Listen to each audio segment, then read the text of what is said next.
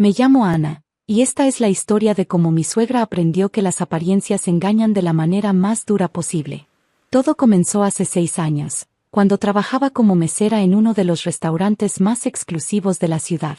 No porque necesitara el dinero, tenía mis razones para mantener ese trabajo, razones que pronto entenderán. Fue allí donde conocí a Miguel. Alto, elegante, de buena familia según todos los rumores del restaurante. Venía cada viernes con sus socios, siempre sentándose en mi sección. Al principio, pensé que era como todos los demás clientes ricos, arrogante y condescendiente. Pero Miguel era diferente. Era amable, respetuoso, y siempre dejaba generosas propinas. Después de meses de charlas casuales y sonrisas tímidas, finalmente me invitó a salir.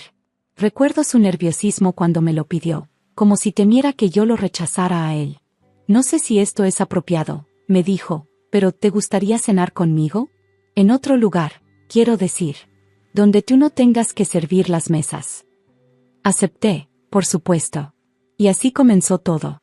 Nuestro noviazgo fue como un cuento de hadas, hasta que conocí a su familia.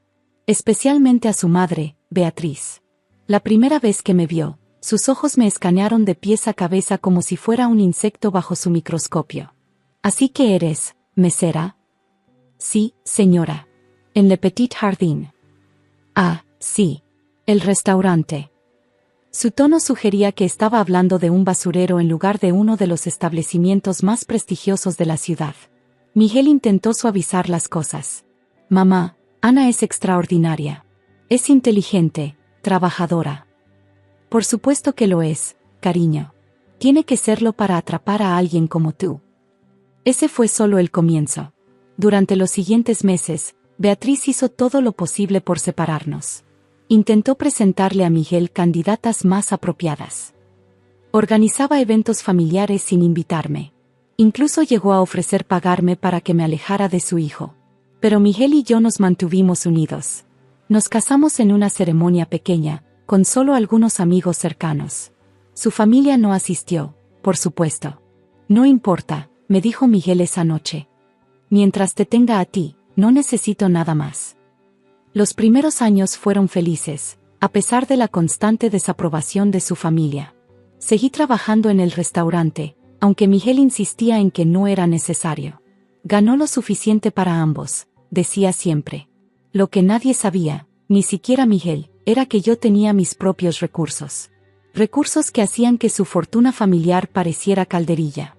Verán, mi abuelo había sido uno de los empresarios más exitosos del país. Cuando falleció, me dejó todo su imperio empresarial, con una condición: debía aprender el valor del trabajo duro antes de tomar el control. Por eso trabajaba como mesera, aprendiendo sobre la vida real, sobre las personas, sobre la humildad. Todo iba relativamente bien hasta hace una semana. Miguel había estado actuando extraño, distante. Pasaba más tiempo en la oficina, tenía llamadas secretas. Debía haber sabido que Beatriz estaba detrás de todo. La bomba explotó durante la cena familiar mensual, a la que, por primera vez en 5 años, fui invitada. Miguel, cariño, comenzó Beatriz mientras servían el postre, ya es hora de que seas honesto con Ana. Mi esposo bajó la mirada a su plato, evitando mis ojos. La empresa está en problemas, continuó su madre. Necesitamos hacer algunos ajustes familiares. La mansión es demasiado grande para todos nosotros, especialmente con personas que no son realmente de la familia. ¿Qué estás diciendo, Beatriz?, pregunté, aunque ya sabía la respuesta. Estoy diciendo, querida, que necesitamos que te vayas. Miguel ha aceptado el divorcio, ¿verdad, hijo? Miguel seguía sin mirarme. Lo siento, Ana. Mamá tiene razón. La empresa necesita una fusión con los Montero, y Victoria Montero está interesada en mí, pero solo si estoy disponible. Me quedé en silencio por un momento, procesando la traición. 5 años de matrimonio, tirados por la borda por un acuerdo comercial. ¿Así que me echas de mi propia casa? Beatriz rió. ¿Tu casa? Querida, esta mansión ha pertenecido a los Herrera por generaciones. Tú solo eres una mesera que tuvo suerte por un tiempo. Me levanté lentamente de la mesa. Entiendo. Me das hasta mañana para recoger mis cosas. Tienes 1 hora, respondió Beatriz con una sonrisa triunfal. Y no te molestes en llevarte nada costoso. Sabemos que todo lo que tienes te lo dio Miguel. Salí del comedor con la cabeza en alto. Podía escuchar las risas de satisfacción de Beatriz y los murmullos de aprobación de la familia. Lo que no sabían era que yo ya había hecho una llamada. Mi abogado estaría llegando en cualquier momento. Y cuando llegara, todos aprenderían una lección sobre juzgar a las personas por las apariencias. Porque la mansión de los Herrera, al igual que la empresa que tanto querían salvar, ya no les pertenecía. No desde hace 3 meses, cuando mi holding empresarial las había adquirido secretamente. La verdadera tormenta estaba a punto de comenzar, y yo tenía un paraguas mientras ellos estaban a punto de quedar empapados en su propia arrogancia. Exactamente 45 minutos después de la cena familiar, el timbre de la mansión sonó. «Debe ser el taxi de la mesera», comentó Beatriz con una sonrisa satisfecha, mientras tomaba otro sorbo de su copa de vino. El mayordomo abrió la puerta, y en lugar de un taxista, entró un grupo de personas en trajes elegantes. Al frente, mi abogado, Ricardo Mendoza, uno de los más respetados de la ciudad. «Buenas noches», saludó Ricardo. «Busco a la señora Beatriz Herrera». Beatriz se levantó, confundida. «Soy yo. ¿Y usted es?» Ricardo Mendoza, representante legal del Grupo Empresarial Valencia. El color abandonó el rostro de Miguel. «¿Valencia? El conglomerado que compró nuestra empresa». «Precisamente», respondí, bajando las escaleras con una carpeta en mis manos. «Aunque creo que hay algunas cosas que necesitan saber sobre esa transacción». «¿Qué está pasando aquí?» Beatriz miró a Miguel, luego a mí. «¿Qué hace esta mujer todavía aquí?» Ricardo abrió su maletín. «Señora Herrera, estoy aquí para informarle que tiene 48 horas para desalojar la propiedad». «¿Qué?» Beatriz casi dejó caer su copa. «¿De qué está hablando? Esta es mi casa». «Me temo que no», respondí suavemente. «Esta mansión, al igual que las empresas Herrera, pertenece ahora al Grupo Valencia». «¿Mi grupo?» Un silencio sepulcral cayó sobre la habitación. No es posible», murmuró Miguel. Abrí la carpeta y comencé a sacar documentos. «¿Recuerdas cuando me preguntaste por qué seguía trabajando como mesera a pesar de estar casada contigo? Nunca necesité tu dinero, Miguel. De hecho, mi patrimonio personal es aproximadamente 20 veces mayor que el de toda tu familia junta». «Estás mintiendo», siseó Beatriz. «Eres solo una camarera». «Ana Valencia», me presenté formalmente. «Única heredera del Grupo Valencia y actual CEO. O como tú me has llamado durante 5 años, la mesera». Ricardo comenzó a distribuir documentos. «Aquí están los títulos de propiedad actualizados, las escrituras de la mansión, y los documentos de la adquisición corporativa. Como pueden ver, todo está en orden». «Pero, ¿por qué?» Miguel me miraba como si me viera por primera vez. «¿Por qué no me lo dijiste?» «¿Decirte qué? ¿Que era rica? ¿Habría cambiado algo? Tu madre me despreciaba por ser una simple mesera, pero al menos sabía que tu amor era genuino, o eso creía». Me volví hacia Beatriz. «¿Sabes por qué mi abuelo me hizo trabajar como mesera antes de heredar? Para aprender sobre la dignidad del trabajo, sobre el respeto a todos, independientemente de su posición. Lecciones que claramente tu familia nunca aprendió». «No puedes echarnos», declaró Beatriz. «No tienes derecho». «¿No tengo derecho?» Mi risa fue fría. ¿Como tú no tenías derecho a humillarme durante 5 años? ¿Cómo no tenías derecho a intentar sobornarme para que dejara a tu hijo? ¿Cómo no tenías derecho a organizar un matrimonio arreglado para mi esposo mientras aún estaba casado conmigo? Me acerqué a ella. «Pero hay más, ¿verdad, Beatriz? ¿Por qué no les cuentas a todos sobre los 20 millones que desviaste de la empresa para tus gastos personales?» Sus ojos se agrandaron. «¿Cómo? ¿O sobre las propiedades que vendiste en secreto? ¿O sobre los empleados que despediste para poder mantener tu estilo de vida?» «Mamá». Miguel la miraba horrorizado. «¿De qué está hablando?» «Cuando compré la empresa, pedí una auditoría completa. Encontramos todo, Beatriz. Cada centavo robado, cada documento falsificado, cada mentira». El padre de Miguel, que había permanecido en silencio hasta entonces, se derrumbó en su silla. Estamos arruinados. No, corregí. Están despojados. ¿Qué es exactamente lo que planeaban hacerme a mí? Ricardo se aclaró la garganta. Si no hay más preguntas, procederé a entregarles las notificaciones legales. Las acusaciones criminales se presentarán mañana. Acusaciones criminales. Beatriz palideció. Fraude corporativo, malversación de fondos, falsificación de documentos. La lista es bastante larga. Miguel dio un paso hacia mí. Ana, por favor, podemos arreglar esto. Yo te amo. Lo miré a los ojos, aquellos ojos que una vez me hicieron creer en el amor verdadero. ¿Me amas? Hace una hora acordaste divorciarte de mí por un acuerdo comercial. ¿Qué clase de amor es ese? Estaba presionado.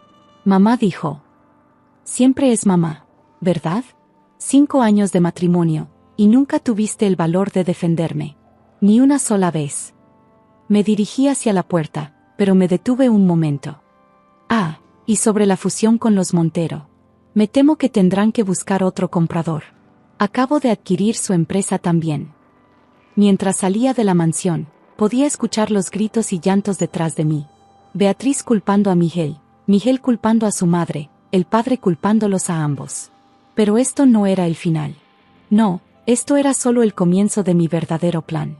Porque había algo que ni siquiera Ricardo sabía todavía.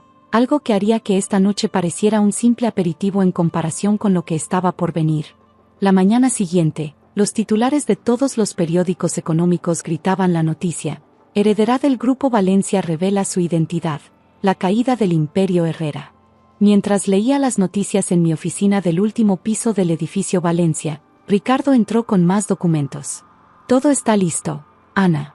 Beatriz fue arrestada esta mañana. ¿Cómo lo tomó? Como esperábamos. Gritando que era una conspiración, que su familia tiene influencias. Sonreí. Les mostraste las pruebas. Todas. Las transferencias bancarias, las propiedades ocultas en el extranjero, los sobornos. Cuando vio los documentos, se derrumbó. En ese momento, mi asistente entró apresuradamente. Señora Valencia, Miguel está aquí. Insiste en verla. Suspiré. Déjalo pasar. Miguel entró, luciendo completamente diferente al hombre elegante que conocí. Su ropa estaba arrugada, sus ojos rojos de no dormir. Ana, por favor, tienes que ayudarnos. No teníamos idea de lo que mamá estaba haciendo. No. Abrí mi laptop y giré la pantalla hacia él. ¿Entonces no sabías sobre estos correos electrónicos? Los que muestran que ayudaste a tu madre a ocultar el dinero. Ella dijo que era para proteger a la familia. ¿Y el plan para casarte con Victoria Montero? ¿También era para proteger a la familia? Eso fue diferente. Estábamos desesperados. Me levanté lentamente. ¿Sabes por qué me enamoré de ti, Miguel? Porque creí ver bondad en ti. Creí que eras diferente a tu familia. Pero solo eras mejor actor. Ana. Pero hay algo más que necesitas saber. Presioné un botón en mi teléfono. Adelante. La puerta se abrió y entró Victoria Montero. Miguel palideció. Victoria, ¿qué? Hola, Miguel. Victoria se paró junto a mí. ¿Sorprendido? Me volví hacia mi ex esposo. ¿Conoces la verdadera razón por la que Victoria nunca aceptó casarse contigo? Victoria sonrió. Porque Ana y yo somos primas. Y he estado ayudándola a exponer a tu familia desde el principio. Miguel se tambaleó hacia atrás. No, no es posible. ¿Por qué crees que los Montero vendieron su empresa tan fácilmente? Continuó Victoria. Todo era parte del plan. Cada paso, cada movimiento, fue cuidadosamente orquestado. Mi abuelo no solo me enseñó sobre el valor del trabajo duro, expliqué. También me enseñó sobre lealtad familiar. La verdadera lealtad, no la versión retorcida que practica tu familia. ¿Todo fue una trampa? No, Miguel. Tu amor parecía real al principio. Te di 5 años para demostrar que eras diferente. 5 años para defender nuestro matrimonio. 5 años para elegir el amor sobre la codicia. Me acerqué a él. Fallaste cada prueba. Ricardo intervino. Señor Herrera, también debo informarle que la investigación ha revelado su participación en varios esquemas de fraude. La fiscalía está preparando los cargos. Miguel cayó de rodillas. Por favor, Ana, por lo que tuvimos. Lo que tuvimos murió anoche, cuando elegiste el dinero sobre nuestro matrimonio. Ahora, si me disculpas, tengo una empresa que dirigir.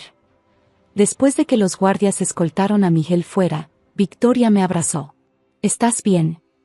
Lo estaré. Me volví hacia la ventana, observando la ciudad. ¿Sabes? A veces me pregunto qué habría pasado si Miguel hubiera sido diferente. No puedes cambiar quién es la gente, Ana. Solo puedes cambiar cómo respondes a ello. Los días siguientes fueron un torbellino de actividad. La prensa no dejaba de hablar sobre la mesera millonaria que había desenmascarado uno de los mayores escándalos financieros de la década. Beatriz fue condenada a 15 años de prisión por fraude y malversación. El padre de Miguel aceptó un trato con la fiscalía y recibió una sentencia menor. Miguel enfrentaba sus propios cargos. En cuanto a la mansión Herrera, la convertí en un centro de capacitación para jóvenes de bajos recursos. Porque si algo había aprendido de mi experiencia como mesera, era que el talento y la dignidad no conocen clase social. Un mes después, mientras cenaba en Le Petit Jardin, esta vez como cliente, mi antigua compañera María se acercó. ¿Es cierto? ¿Todo este tiempo eras? Sigo siendo la misma Ana, sonreí. Solo que ahora no tengo que llevar bandejas. ¿Por qué lo hiciste? ¿Por qué trabajar como mesera cuando tenías todo ese dinero? Porque el dinero no te hace quien eres. Son tus acciones, tu integridad, tu capacidad de mantenerte fiel a ti misma incluso cuando otros intentan menospreciarte. María asintió, pensativa. ¿Y ahora qué harás? Miré alrededor del restaurante, recordando todos los momentos que había vivido allí. Las risas con mis compañeros, las propinas compartidas, las largas jornadas, y sí, incluso aquellas primeras miradas con Miguel. Seguiré adelante. Dirigiré mis empresas con los valores que aprendí aquí: trabajo duro, respeto, dignidad. Y tal vez, solo tal vez, otras Beatrices del mundo aprendan que no deberían juzgar a una persona por su trabajo. ¿Te arrepientes de algo? De no haber confiado en mi instinto antes.